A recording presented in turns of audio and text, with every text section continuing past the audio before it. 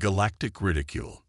In the heart of the Zorgan Dominion, an advanced civilization that had spread across a dozen star systems, the Great Assembly convened. Representatives from each Zorgan world took their places in the amphitheater under a vaulted ceiling that displayed a star map of their galactic holdings. "Bring forth the latest report on the primitive species known as humans," the Prime Speaker commanded. The central hologram flickered to life, displaying a blue-green planet third from a yellow star. An officer of observation stood to address the assembly. "As you can see, the humans continue their laughable attempts to reach beyond their tiny sphere. They have managed to send crude probes to the planets of their star system, but they still struggle with the basics of interstellar travel. Their so-called spaceships are slow, fragile contraptions compared to our swift and mighty vessels." Lofty chuckles echoed through the chamber. Have they managed to stop warring amongst themselves long enough to achieve anything of note? A representative called out in jest. "No, esteemed council," the officer replied with a smirk. "They remain divided and primitive, wasting their potential on self-destruction. It is quite amusing to watch." Deep in the Zorgan communications array, a junior technician noticed an abnormal signal. She enhanced the alien transmission, eyes widening as she processed the translated contents. It was an intercepted human broadcast, and it contained a clear message. "We know you're out there, Zorgans, and we've heard your mockery. Humanity is united. We're coming to prove you wrong. Earth united. The revelation that we were not alone in the universe, and that the alien observers thought so little of us, sent shockwaves across the planet Earth. Crisis meetings were called in every major capital as world leaders grappled with the implications. At an emergency session of the United Nations, the Secretary General addressed the Assembly. This is a turning point for our species. Out there, an advanced civilization judges us as unworthy, as beneath them. They mock our disunity, our primitive technology. No more. Today, we must put aside our differences and work as one to prove our potential to the cosmos. A hush fell over the chamber, soon broken by a rising tide of applause. In that moment, a fractured world found a common purpose.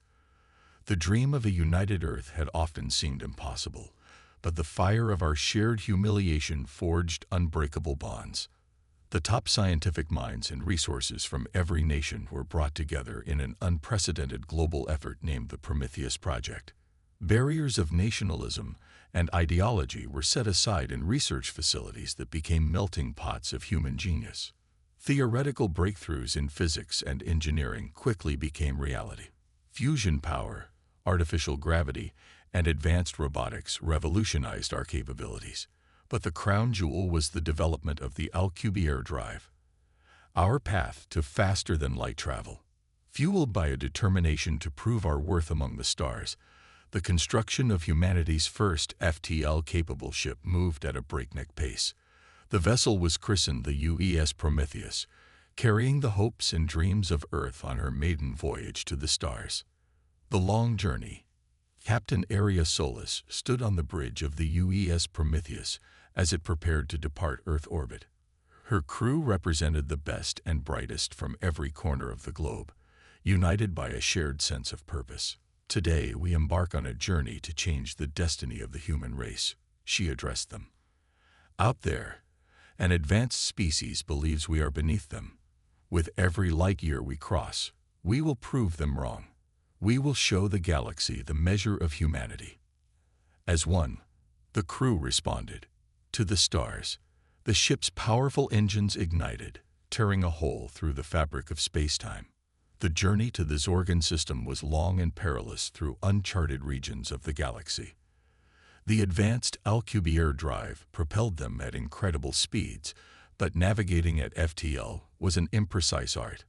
More than once, the Prometheus dropped out of warp in a flare of radiation, lost, and damage. In these moments of crisis, Captain Solis' leadership shone through.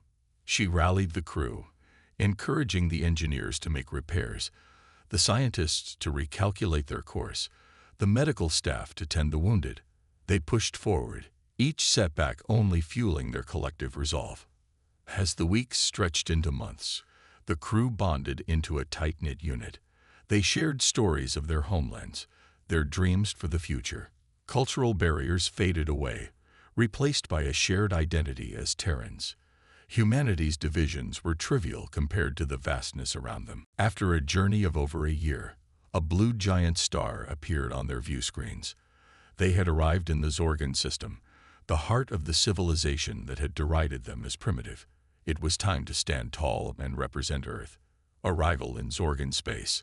The UES Prometheus dropped out of warp at the edge of the Zorgan home system.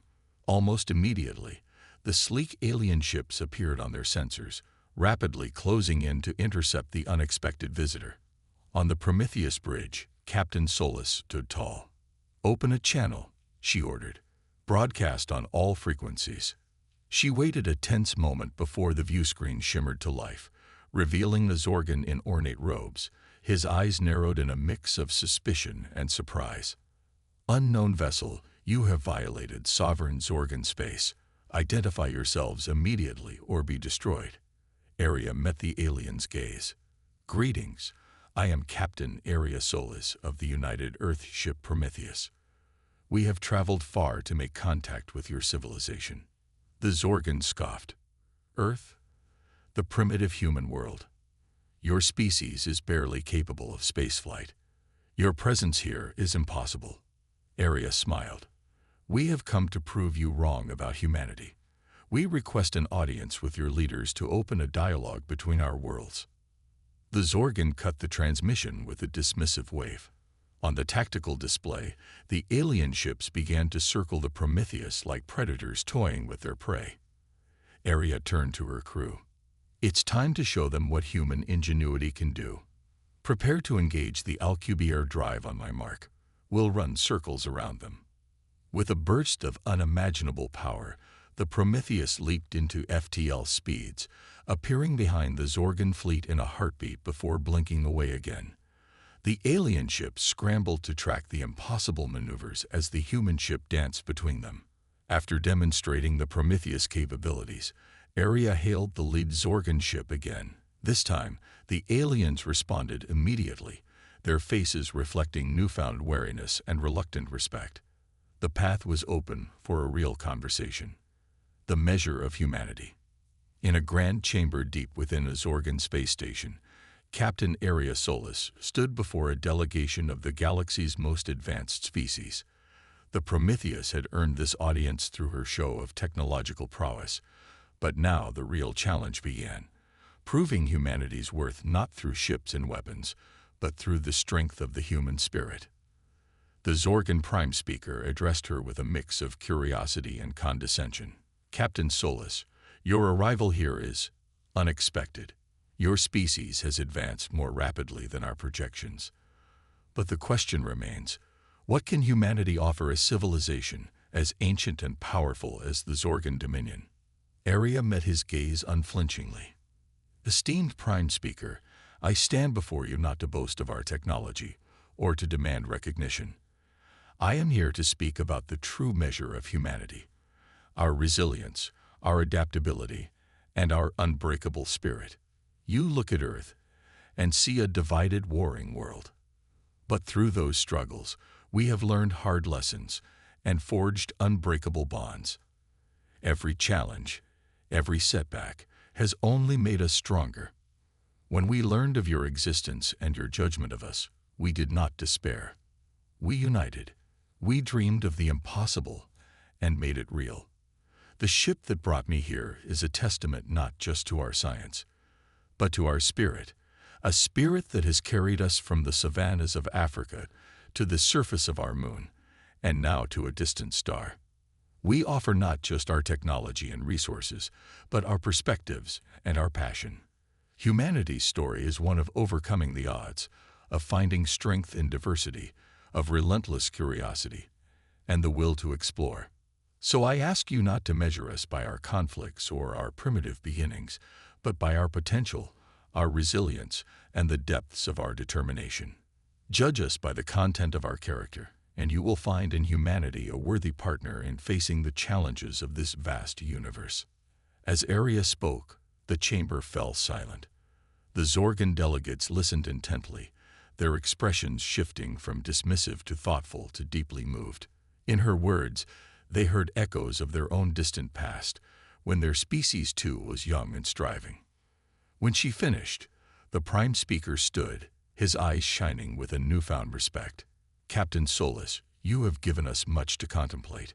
Perhaps we were too quick to judge humanity by outward measures. The spirit you have shown here today is proof enough that the human story deserves a place among the stars." A new era. In the weeks that followed, delegations from Earth and Zorgan Prime met in a spirit of open dialogue and cultural exchange. Aria and her crew were hailed as heroes, the ambassadors who had not just reached an alien civilization, but touched their hearts and minds. The Prometheus became a symbol of what humanity could achieve when united in common purpose. More ships were built, crewed by the best and brightest of a world that now saw itself as one people. On Earth, a new sense of purpose energized every sphere of life. Scientific breakthroughs that had enabled the journey to the stars now found applications in creating a better world at home.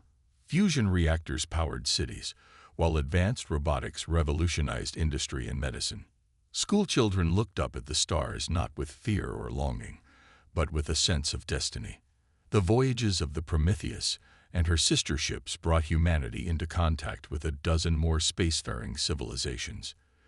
Each contact brought challenges and opportunities, but Earth faced them with a united front and an open heart.